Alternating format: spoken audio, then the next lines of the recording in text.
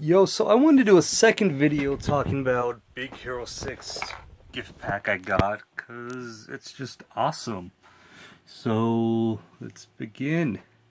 I just want to take a look at the individual figures, starting with Fred, or Fredzilla. So, in the comics, Fred was Japanese, and Fred could conjure up images of a monster. He was descended from an ancient race of Japanese people, which is now distinct, and that's something his ancestors could do. They could summon a monster, and his name was Fred. We called the monster Fredzilla. In the movie, Fred was white, which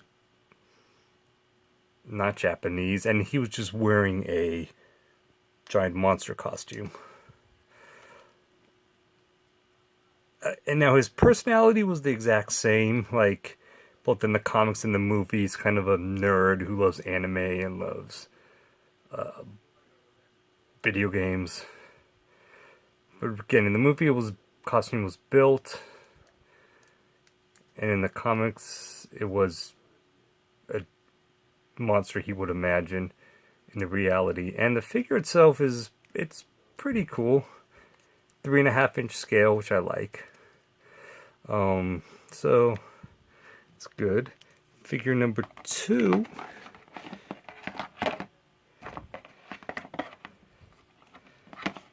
is Honey Lemon. Now, I don't know what this is. I put around her foot because her foot fits. I think it's just to help her stand, but I'm not entirely sure what it is. But this is her purse. Got the little bear on it. So in the comics, she's Japanese, and she's kind of a stuck-up, bitchy. She has attitude. In the comics, Hyrule's always trying to hit on her, and she's like blowing him off.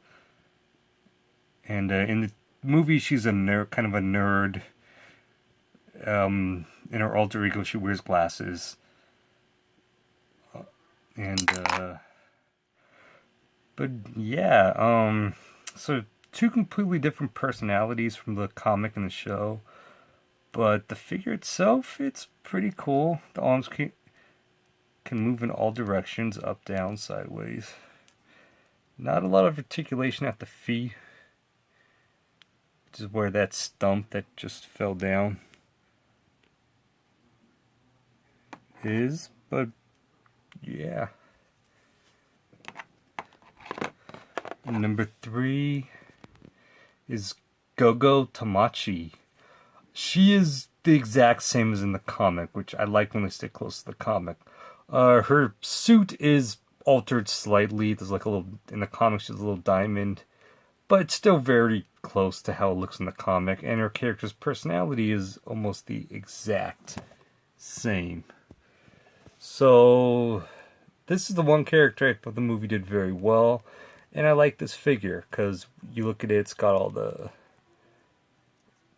it's got her little disc she throws, and they help her fly, and it's on her feet too. But overall, I think it's a cool figure, and this is the better characters. Here we have Hiro Hamada. Now in the comics, he's actually, no, in both the comics and the TV shows, a 13-year-old child prodigy. In the comics, he doesn't have a suit, and I'm actually glad they did give him a suit in the movie.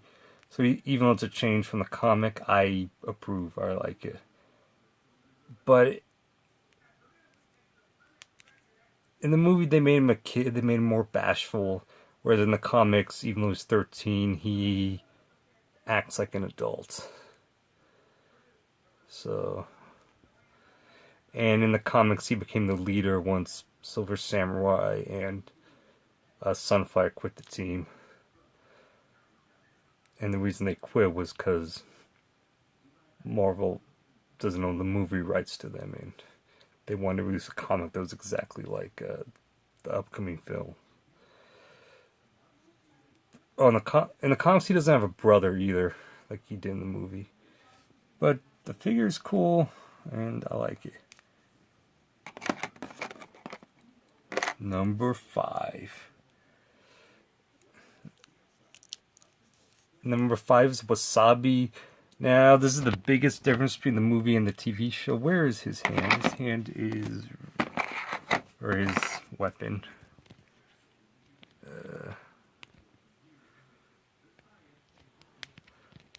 Maybe I can't. So yeah, the biggest difference is Wasabi Ginger. In the comic, he's a Japanese sushi chef. I talked about in my last video. But, yeah, the figure itself is pretty good. He's a little tiny. His weapons keep falling off. He's a little tiny. Because in the movie he's fat and he's tall, so he should be slightly bigger than the others. Instead, he's the exact same size. These toys were made by Bandai, and Bandai has a history of making all the characters the exact same size. Now they do make him in the 5-inch scale. They make him, Fred, and this Baymax. So they do have them in him in a slightly bigger scale, and I do own it, but he's in storage, so can't really bring him out right now. But this box set's really cool. And then on to Baymax, or Baymax's. The set came with 3 Baymax figures, and including the regular Baymax and the armored Baymax, I feel makes perfect sense. I think this was pointless to have. I wish they had the villain instead. But starting with Baymax. So in the comics, Baymax was created by Hyro. In the movie, he was created by Hyro's brother. But otherwise, his personality and his traits are the exact same. He's created to help. In the movie, he's created to be like a medical bot. In the TV, so he's more of like a bodyguard. However, in the comics, he is a robotic dragon. Here, he is very clearly not a dragon. He's a balloon robot. And why they did this, especially when all the marketing was of Baymax, all the posters and the cover of the toys, he's everywhere. So, assuming it's a copyright issue with Fox, that's why they didn't make Baymax a dragon. Fox owns a lot of Marvel properties like X-Men, Fantastic Four, and a lot of these characters come from the X-Men universe, though, like Sunfire and Silver Samurai, which were not included in the movie. And I think that's why they made such significant changes. So, but either way, it's a cool figure. Still, and it's basic. Arms move down. The feet for the training mode has a lot of articulation. I don't know if you really can see it on the video, that these don't have. In fact, this doesn't have any articulation, not much at the feet. Baymax and his armor, his wings. But overall, I think they're both really, really cool figures. And this is a really, really, really cool box set. I collect Toy Biz figures from the 90s. I figure these characters will fit in well. Most of the Toy Biz toys were in the 5-inch scale. These are in the 3.5-inch scale. But because they're kids, because they're teenagers, I feel they can be slightly smaller. And they don't have to be, they can be in 3.5 inches because they're kids. So, not adults.